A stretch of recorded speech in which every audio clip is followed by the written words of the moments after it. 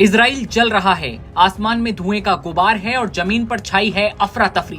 Israel की राजधानी यरूशलेम के बाहरी इलाके भीषण आग की चपेट में हैं। आग इतनी भयानक है कि इसे देश के इतिहास की सबसे बड़ी आगों में से एक बताया जा रहा है।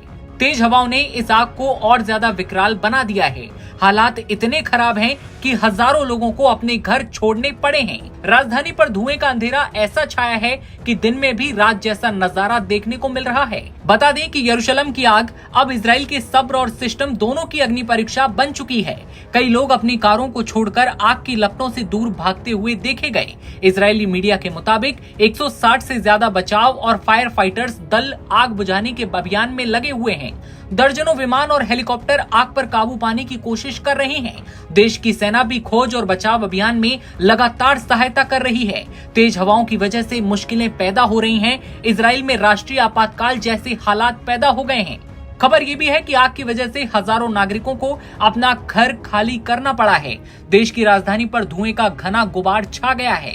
भयानक आग को नेशनल इमरजेंसी बताते हुए इजराइल के प्रधानमंत्री बेंजामिन नेतन्याहू ने चेतावनी दी है कि तेजी से बढ़ रही लपटें यरूशलेम तक भी पहुंच सकती हैं। उन्होंने और ज्यादा दमकल गाड़ियां और अग्निरोधक उपकरणों की जरूरत पर जोर देते हुए कहा, फिलहाल प्राथमिकता यरूशलेम की रक्षा करना है। आग बुझाने के लिए दमकल कर्मियों की मदद ली जा रही है। सेना को तैनात कर दिया गया है और इजराइल की आपातकालीन चिकित्सा सेवा मैगन डेविड एडोम ने कहा कि उसने अब तक 23 लोगों का इलाज किया है, जिनमें से 13 को जलने और धुएं की वजह से अस्पताल में भर्ती कराया गया था। चेतावनी दी गई है कि सैकड़ों नागरिक जंगल की आग से रिस्क में हैं। आग लगने के बाद हालात बद से बदतर होते जा रहे हैं। बता दें कि आग के कारण अधिकारियों को तेल अवीव को यरूशलेम से जोड़ने वाले मेन हाईवे रूट 1 को बंद करना पड़ा है। लोगों ने अपनी गाड़ियां उसी जगह पर छोड़ा और पैदल ही भागते गए। आग की लपटें सड़क पर आज पहुंची हैं। वीडियो फुटेज जो सामने आ रहे हैं वो बहुत ज्यादा डराने वाले हैं। कई तस्वीरें ऐसी हैं जो हम आपको दिखा भी नहीं सकते। आग को आवासीय इलाकों और एक कैथोलिक मठ की ओर बढ़ते हुए भी देखा गया।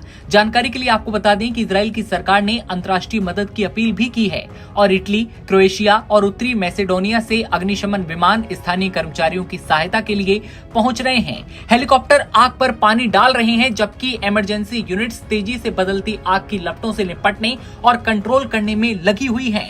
लेकिन यरूशलेम जल रहा है, आसमान में धुएं का गुबार उठा है और जमीन पर अफरा तफरी का माहौल देखने को मिल रहा है। ऐसे में इजराइल की इस आग को लेकर आपकी क्या राय है, कमेंट सेक्शन में बताइए और तमाम खबरें सबसे पहले देखते रहने के लिए बने रहिए नवभारत टाइम्स के साथ।